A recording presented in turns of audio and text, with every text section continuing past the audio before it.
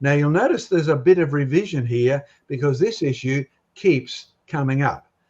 There's some students looking at the Grand Canyon. They see millions of years. Just ask them. But the interesting thing is, why do they see millions of years? And the reason is very simple. How could the Bible be true if the rocks are so old? That's a common question from students. Why do they think the rocks are so old? Because their attitude is the bottom rock got there first. The top rocks are younger. And so in geology, from kindergarten onwards, we had this thought. The bottom layers got there first. Now, neither you nor I nor Nicholas Steiner, who came up with this idea, actually went and checked to see if it was real. The bottom creatures in those rocks must have lived and therefore died first. And your next bit of logic, have a look. You add their lifespans. How long did it take the fish to get as big as the fish fossil? How long did it take to actually have a shell with 100 layers in it? And away you go. You add up the lifespans, and this is even before radioactivity. They would have said these rocks took hundreds of thousands to millions of years, and the world started to get older and older. And then Darwin comes in and points out, hey, the creatures in the top are different than the ones in the bottom. Lyell goes with him. Lyell and Darwin work together, and Darwin's theory is the top creatures must have evolved from the bottom ones. Have you noticed? We've gone from a biblical worldview to a non-biblical evolutionist worldview, all because you've accepted the geologic column. Today, that's what you see in the textbook. Millions of years of evolution. In fact, therefore, the conclusion that most people, including myself and my atheist father, would have mentioned, the Bible must be false, or at the very best, symbolic. Well, you've got to come up with a new way of actually interpreting Genesis that fits in. Now, don't be surprised that the Bible, as we've stressed over and over again, has a lot to say about science. Now, that's straight out of King James. Beware of false science. And don't be surprised the word science is used there. The more modern translations would use the word knowledge. And then people would say, you can't refer to science here. Well, the old word for knowledge is science. And I'm old enough to remember when we looked at philosophy at Queensland University, you came across phrases like theology is the queen of the sciences. If you want to know about everything, then start with the God, the theos, who gives us the logos, the word. Watch out for false science that doesn't do that.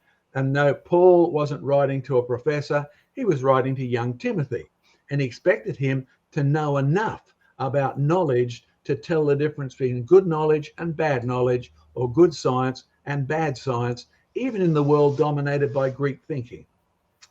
Now there's a thought that young Joseph, who's enjoying his time away this weekend, he's said over and over again, this should be in every science course. Test all things.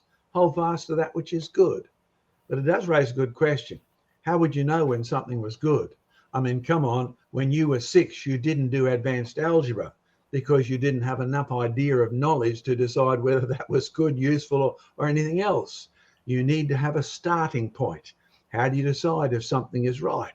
If you leave God out of your knowledge, then don't be surprised if you end up concluding that gay and lesbians should not be banned from school or churches or anything. What's your reference point here? Test all things. Hold fast to that which is good. Which brings me back to the thing that got me started. I remember in my geology course at Queensland University, our dear old professor walked in one day and he said, students, I'm sorry, the rocks in the Grand Canyon get old sideways. Now, that was a bit of a radical thought to me. And the trouble was, he never said another word about it for the next 4 years. When I left, he still hadn't meant. Why did he think that? Well, see the Grand Canyon? I've been there many times, climbed up and down there about 10 times. I know the rocks pretty well. You see the comment I've made? The professor said the rocks layers got there sideways. The ones at the top are older than the ones at the bottom.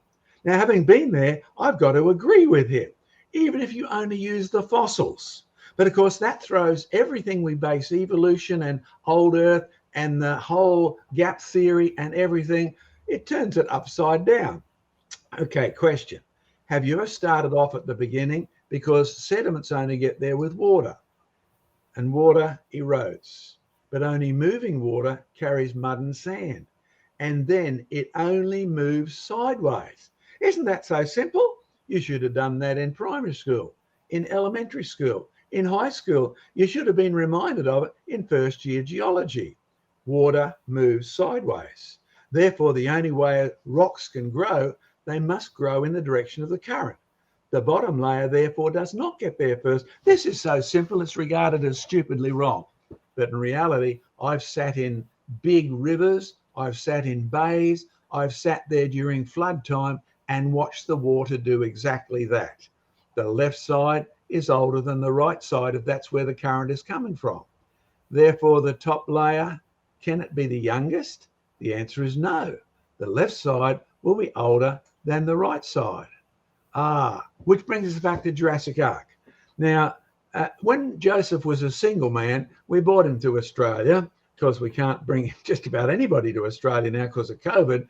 But here he is in one of our models, one of our early models of our strata machine. I think it's model number 6. There's Dianega. And we're measuring the water flow and noticing a few things.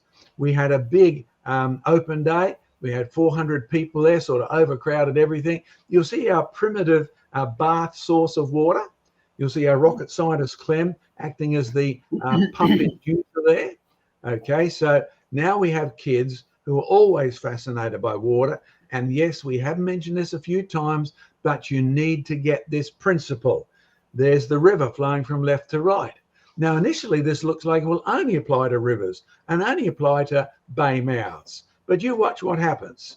Okay, here we are. The layers have formed from left to right. When you look, the time taken for those multiple layers to form is 2 minutes. And they're actually forming sideways. We sat there, we watched them. And then when we filled up the whole tray, we did something. Or we cut it so you can see inside. You see the layers on the outside alongside the perspex continue along on the inside. And then we actually had an erosional event. Now, do you see something? Does that look like something you've seen before? How about what these students are forming? I mean, sitting there? Sure it does. And my professor said the layers in the Grand Canyon get old sideways. But yet I've been there, I've sat through the guided tours, I've gone and done our own research, I've walked up and down, got some really good exercise, got great for the heart, and it's on the signs, it's from the tour guides, it's in the museum. The bottom layers are older than the top. But you see, my prof turns out to be right in every situation. I mean, is this just a giant flume tank? I think it is. The professor obviously thought it was, but didn't want to comment because it makes everything go head up. It tips them topsy-turvy. It's not vertical time, but horizontal process. Now, if you want to see some more of this research, then go to creationresearch.net, click Exciting Research, and then search the rock layers. We've just posted up the program we did a few weeks ago as almost like a PDF, and you'll see the pictures there for your own. You can examine them for any length of time you like. And what's this based on? Yes, not just my professor, but it's based on a presentation I gave to the Oxford Geological Association. That's not the Oxford in Mississippi, right? This is the real Oxford, you know, the old one in England. I did a debate against the geology professor from Oxford, and I'm pleased to say he didn't win. I did a presentation to the Cambridge Union on this. I gave papers to the Sydney Basin Coal Conference, wrote some of it up to the International Coal Conference, and you've seen the Jurassic Arc experiments that we're doing now.